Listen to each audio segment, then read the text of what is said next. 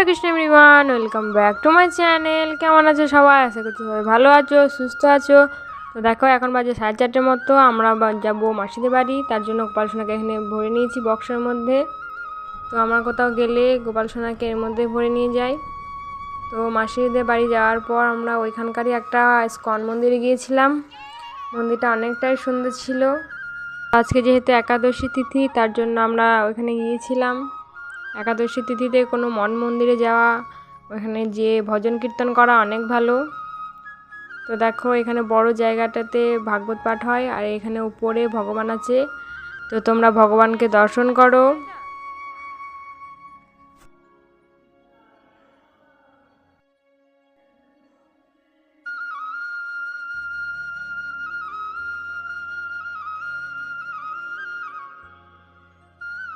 তো ভগবানকে দর্শন করার পর আমরা পরিক্রমা করে নিয়েছিলাম। তো আমরা সন্ধ্যা আরতি দেখার জন্য এসেছিলাম, সেই জন্য আমরা অনেকক্ষণই ছিলাম।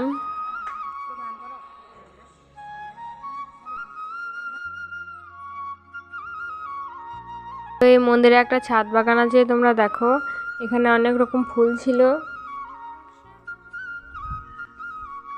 তো এই সময়টাতে মন্দিরটা অনেকটাই সুন্দর লাগছিল দেখতে।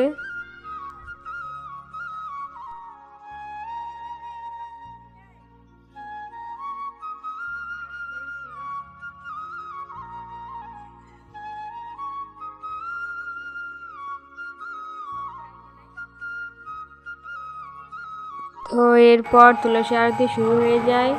তো এখানে অনেক ভক্তগণ এসেছিলেন আরতি দর্শন করার জন্য। তো তোমরা তুলসী আরতি দর্শন করো।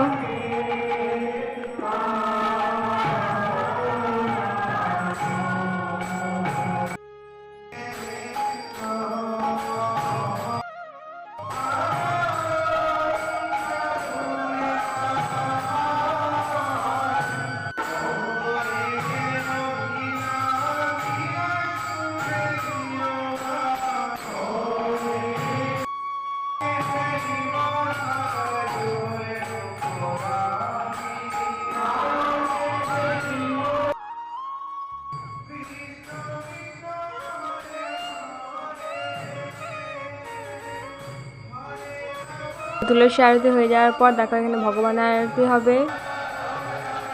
তার জন্য প্রথমে শঙ্খ বাজিয়ে নিচ্ছিলেন। দেখো, তোমরা ভগবানকে দর্শন করো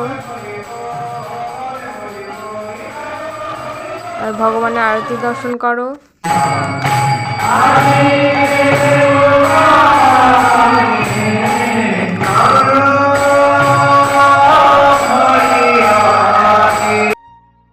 আরতি দর্শন করার পর আমরা বাড়ি চলে এসেছিলাম। তো আজকে যেহেতু একাদশী তিথি, তাই দেখো এখানে একাদশী রান্না করা হচ্ছে। আলুর পকোড়া আর সাবুর দানার খিচুড়ি বানানো হবে। তো খিচুড়িটা আমার মাসি বানাচ্ছে। দেখো, তো তেলের মধ্যে কাঁচা লঙ্কা, আদা, জিরে, গোলমরিচ গুঁড়ো দিয়ে ভালো করে নেড়ে নিচ্ছে। তো এরপর ভিজিয়ে রাখা সাবুর দানাগুলো দিয়ে ভালো করে নেড়ে নেবে।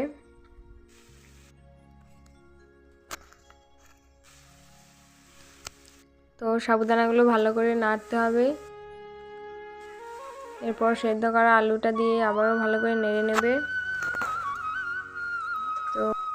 তো দুটো ভালো করে নাড়া হয়ে গেলে এরপর জল দিয়ে নেবে। তারপর তরকারিটা ফুটে গেলে দেখো এখানে হয়ে যাবে। তো জল দেওয়ার পর একটু লবণ দিয়ে নিয়েছিল। আর এখানে দেখো বাদাম ভাজা হয়েছে। তো এখানে সব রান্না হয়ে গেছে। এবার গোপাল সোনাকে ভোগ দিয়ে নেব। দেখো, ভোগ দেওয়া হয়ে গেছে। তোমরা গোপাল সোনা দর্শন করে নাও। তো এটা হচ্ছে আমার মাসিদের গোপাল, আর এটা আমাদের গোপাল। আজকে ভিডিওটা এই পর্যন্তই। দেখা হচ্ছে পরবর্তী ভিডিওতে। ততক্ষণ সুস্থ থাকবেন, ভালো থাকবেন। হরে কৃষ্ণ।